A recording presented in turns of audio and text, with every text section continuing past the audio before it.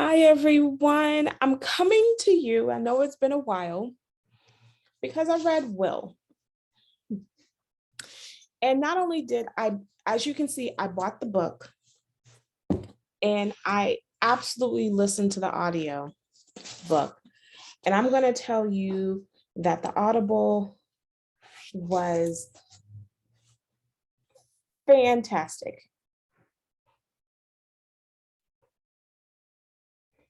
Um, fan, fan, fan, fan, fan, fan, fan, fan, fan, fan, fantastic. I can't tell you how much the Audible book just sent chills um, in me because especially there's a few parts in the book that I was just like, oh my gosh. When he talks about the last of the book, he says,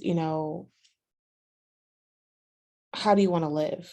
Not instead of kind of conceiving yourself of, oh my gosh, I'm afraid of death. Think about being afraid to live, right? And I just was like, uh, this is so. Because the question is, if I die, I'm not even going to know. So the real question is, how do I want to live? And that's how he ends it. And then he does a rap. I mean, the Audible book is 14 hours. Granted, I listened to my Audibles pretty quickly, so it didn't last 14 hours for me, but it did last abnormally longer than what I normally have books. But that's because the book is like 400 pages. I would say still get the physical copy of the book because the physical copy of the book gives you pictures and and all that other stuff that you don't get from the Audible book that I think is really, really precious. And I think it's really, really precious to see, and to see the pictures of him with his kids and that kind of, and the blendedness of the family. I just think it's just very, very cute to see how all of that kind of goes through. You get pictures of these fabulous individuals, and I'm not going to show it because, I don't want to get marked for trademarks or anything.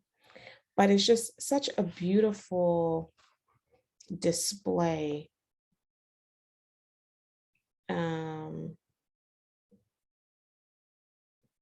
of, just a beautiful display of all this, uh, in my opinion. Um, and I just, I become mesmerized at how of his story, and what his story is to me is really a story that you can take the lessons and kind of move them into your own head. It's really a great, you could tell, one, he's going through therapy, or he went through therapy a lot. And then number two, like, you can really kind of weave in a lot of his stories into how you can use them into your own life and deal with your own therapy moments. And I find that to be so uplifting, and I learned so much. My husband and I listened to much of it together. We didn't finish it together. I think we only had like 2 or 3 more chapters left, and I finished it by myself. My bad. He can go listen to it on his own.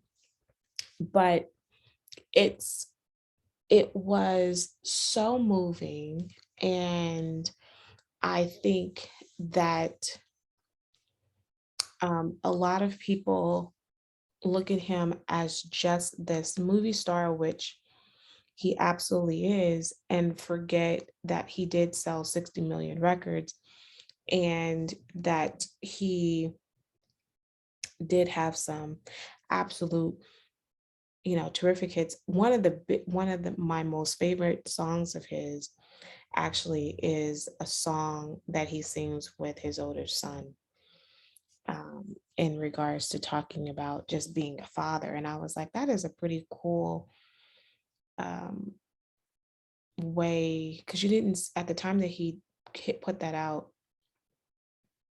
you didn't see as many rappers kind of talking and celebrating their parenthood. And I just found, um, but I just have always gravitated to Will in a way simply because he did not curse. He didn't use as much, sexually obscene material in order to actually sell a record. And so I thought that was always an attractable thing about him, even though he did get made fun of. He did, he wasn't the coolest rapper, and people did call him corny.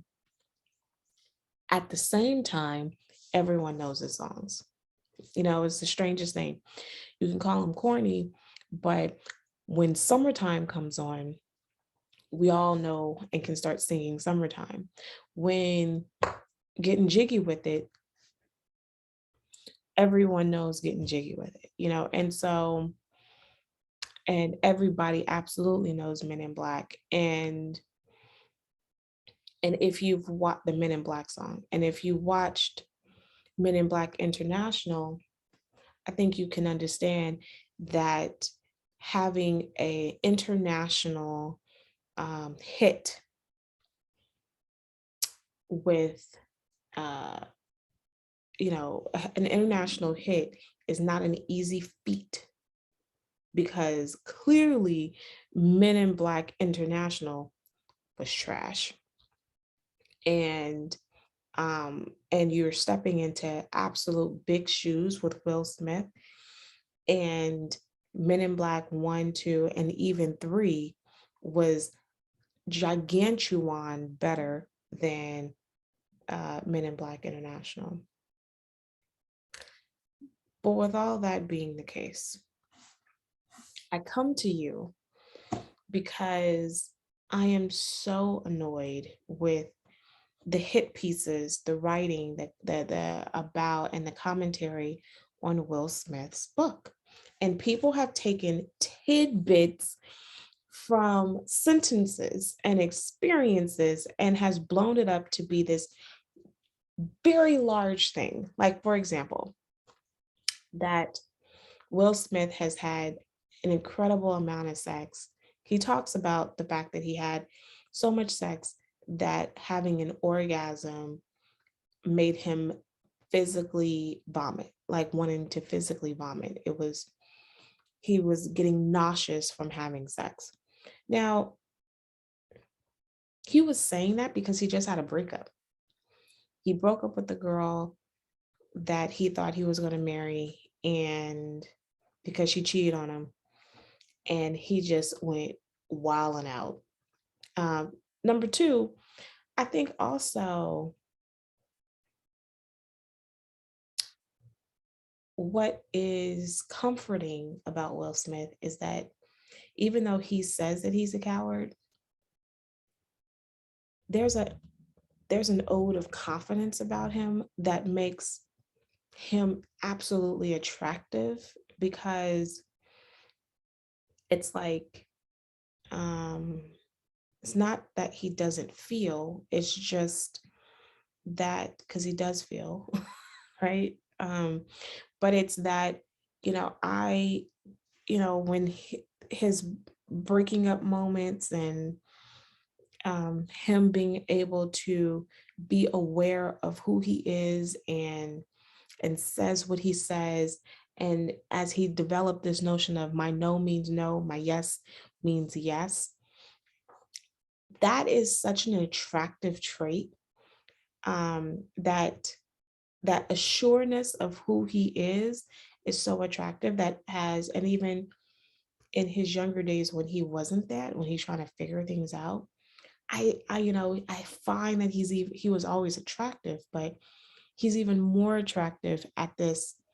I'm standing in myself, and this is the journey. Will, the book is the journey of Will, the man, coming to that place of who he is right now, and I think that is such a fabulous read. So there's that. Other things that people have talked about and has totally misconstrued is when he made a comment about um,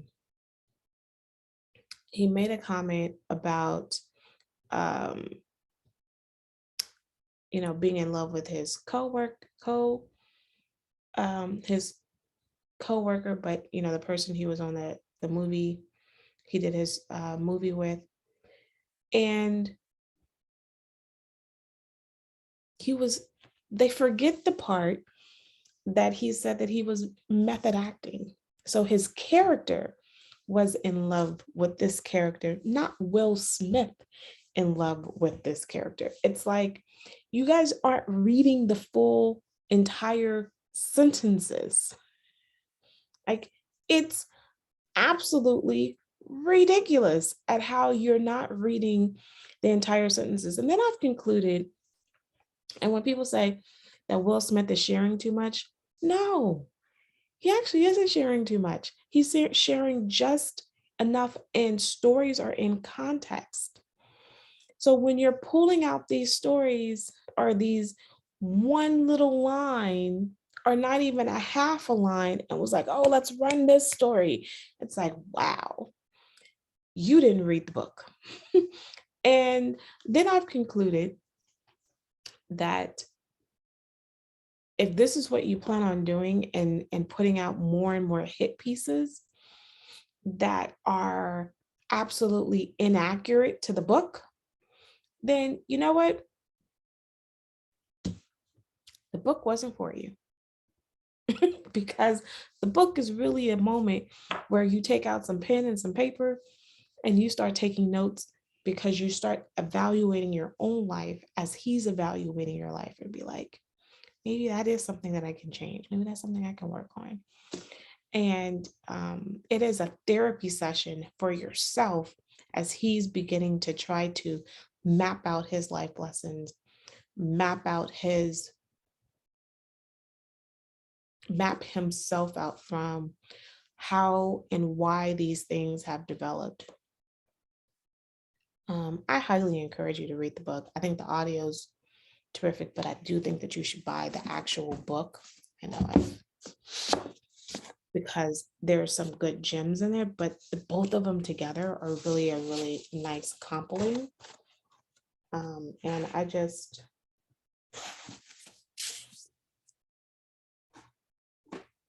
highly enjoy it. Don't read and listen to these people taking tidbits from a story that they haven't read, because they're all clickbait. Go out, read the book, buy the audio,